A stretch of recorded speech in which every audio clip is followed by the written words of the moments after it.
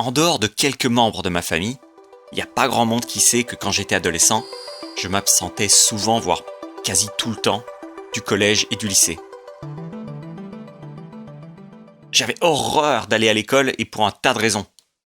Mes profs me considéraient comme limité, j'avais aucun rôle particulier dans la classe, j'étais le gosse sans histoire, là, dans le fond. Je procrastinais sans arrêt pour mes devoirs et j'étudiais pas pour les tests, donc j'arrivais complètement pas préparé et complètement stressé. Je voyais pas d'avenir dans le fait d'avoir le bac. L'idée de devenir avocat, l'idée de devenir médecin, l'idée de devenir, banquier, tout ça, ça me déprimait, mais au plus haut point. J'étais très mal à l'aise avec le sexe opposé. J'avais des problèmes de santé, des problèmes d'alimentation, des problèmes d'anorexie. Et à la maison, il y avait un conflit quasi constant entre mes parents. Un conflit qui me faisait me réfugier dans des substances addictives, dont je vous passerai l'énumération ici. Bref, je prétendais souvent d'aller au lycée le matin, je lançais mon cartable sur le dos, puis je faisais demi-tour, arrivé à mi-chemin, et je revenais à la maison où il n'y avait personne, et enfin je pouvais trouver du repos pendant les quelques heures où mes parents étaient au travail. Et je les chérissais, ces heures au calme, sans collègues toxiques qui au mieux me laissaient faire partie de leur super groupe qui m'intéressait pas, sans même reconnaître ma présence, sans profs qui me dégoûtaient parfois de sujets qui me passionnent aujourd'hui. Mais comment est-ce qu'on fait pour dégoûter quelqu'un qui est passionné par un sujet ? Faut quand même être fort, hein.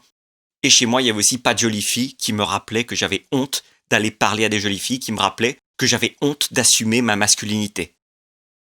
Donc c'était super, hein, ce moment, ce cocon qui durait quelques heures, mais comme vous vous en doutez, ces fuites de la réalité ne duraient jamais bien longtemps. Quelques heures à peine dans le meilleur des cas, et puis c'était le retour à la vie que je détestais. Alors aujourd'hui, 20 ans plus tard, je me lève la guitare à la main, je plaque quelques accords avec le sourire aux lèvres. J'envoie un message à un prof qui est pote en neurosciences, ici à l'université, puis un autre à mon prof d'espagnol qui habite à Bucaramanga, vous savez, en Colombie, puis un autre à mon prof de japonais, puis un autre à un prof de russe. Bref, ces extraordinaires personnes qui m'inspirent et qui me donnent envie de me dépasser.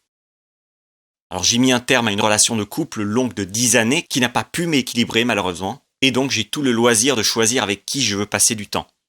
Question.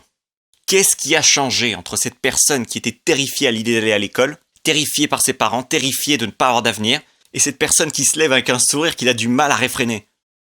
Est-ce que le remède miracle, c'est apprendre une nouvelle langue, jouer de la guitare dans le métro, faire une thérapie? Le remède miracle, c'est peut-être d'arrêter le sucre, de manger équilibré. Ou est-ce que la vérité, c'est que chacun de nous a un chemin à suivre? Un chemin peut-être déjà tout tracé, qui nous équilibre, et ce, peu importe les circonstances. Et que quand on a la chance d'enfin rencontrer ces personnes qui nous donnent envie d'aller mieux, on se connecte à un fil guérisseur, comme un fil doré, qui peu à peu transforme notre vie.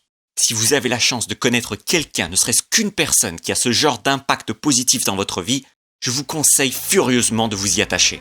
Et si vous n'en avez pas, il est de votre devoir d'aller à sa rencontre. Car même si cette personne n'aura pas toujours la réponse à vos questions, l'amour qu'il y a en elle ne manquera jamais de vous donner espoir. Oui, vous pouvez changer. Et c'est ironique pour un cerveau scientifique de dire ce que je m'apprête à dire, parce que c'est extrêmement abstrait. Mais à ce jour, je ne connais pas de plus grand catalyseur de changement que de vous entourer de personnes qui sont encore capables d'aimer. Voilà, c'est tout pour ce contenu.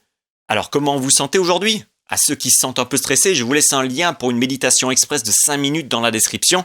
C'est un excellent exercice de respiration qui va vous aider à relâcher les tensions dans votre corps. On se voit très bientôt dans une autre vidéo. En attendant, prenez soin de votre cerveau. C'était Thierry Markovitch.